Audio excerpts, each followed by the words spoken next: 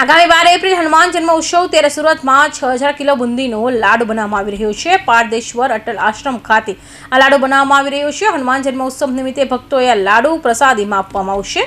સુરતના પાલ વિસ્તારમાં આવેલા અટલ આશ્રમ ખાતે હનુમાન જન્મોત્સવની ઉજવણીનો વિશેષ કાર્યક્રમ રાખવામાં આવ્યો છે। હનુમાન જન્મોત્સવની ઉજવણી નિમિત્તે 6000 કિલોનો બુંદીનો મહાલાડુ બનાવવામાં આવી રહ્યો છે। આ અંગે આશ્રમના મહંત બટુગીરી મહારાજે જણાવ્યું હતું કે 12 એપ્રિલ અને શનિવારના પાવન દિવસે હનુમાન જન્મોત્સવ છે, ત્યારે વર્ષ 2004થી શરૂ થયેલ બુંદીના લાડુ બનાવવાની પરંપરા આજે પણ અકબંધ છે। આ વર્ષે 6000 કિલો બુંદી દ્વારા મહાલાડુ બનાવવામાં આવશે। આ લાડુ બનાવવાની તૈયારી પૂરજોશમાં ચાલી રહી છે। આ લાડુ બનાવવા માટે 30 જેટલા રસોઈયા દ્વારા બુંદી બનાવવામાં આવી રહી છે। આ મહાપ્રસાદનો વહાલો લેવા ભક્તોને નિમંત્રણ આપવામાં આવ્યું હતું।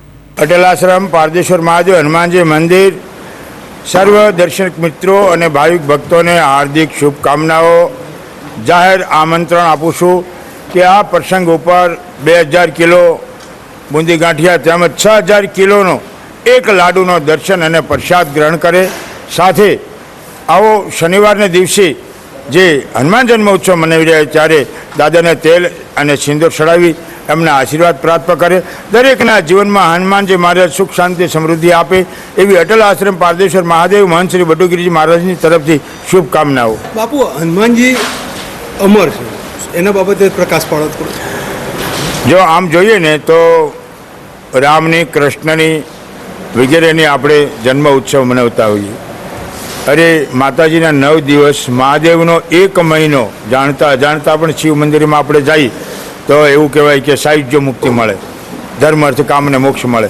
એમ આજે હનુમાનજી મહારાજ તો વાનર છે, પશુ છે, છતાં એની જાતને ભૂલી જાય એનું નામ જ હનુમાન કહેવાય। પોતાને ભગવાનનું સ્મરણ કરતાં કરતાં જ્યારે રામ રામ નહીં મરા મરા કરતાં રામ રામ બોલવા માંડે અને જ્યારે વાલ્મીકી એના જીવનને એનું ભૂલી જાય અને વાલ્મીકી ગ્રંથ રામાયણ લખી શકતા હોય ભગવાનની કૃપાથી અને હનુમાનજીની પ્રેરણાથી, આવા હનુમાનજી મહારાજ એક પશુ અને વાનર હોવા છતાં રઘુકુળને ઋણી રાખનારા એવા હનુમાન દાદા, ચારો યુગ પ્રતાપ તમારા હે પ્રસિદ્ધ જગત ઉજિયારા। મા ભવાનીના આશીર્વાદ, મા સીતાજીના આશીર્વાદ એમને મળ્યા કે હનુમાન તને તો ચારો યુગોમાં તને લોકો યાદ કરશે। કારણ કે હનુમાનજી મહારાજે માતાજીને પૂછ્યું કે માં સિંદૂર શા માટે લગાવે એટલું? તો કે એ મારું સુહાગ છે, એ રામને આયુષ્ય માટે। અને રામના આયુષ્યની વાત કરી ભવાનીએ, સીતાજીએ, ત્યારે હનુમાનજી પૂરા શરીરમાં સિંદૂર લગાવી અને સીતાજીની પાસે આવીને ઊભા રહ્યા, માં હવે તો મારા ભગવાનની આયુષ્ય વધારે થાય ને। આવો હનુમાનજીનો મહિમા ત્યારે હનુમાનજી મહારાજને હૃદયે રામે લગાવ્યા છે, એવા હનુમાનજી મહારાજનો જન્મદિવસ છે। તો આ પ્રસંગે આપ પ્રસાદ લો।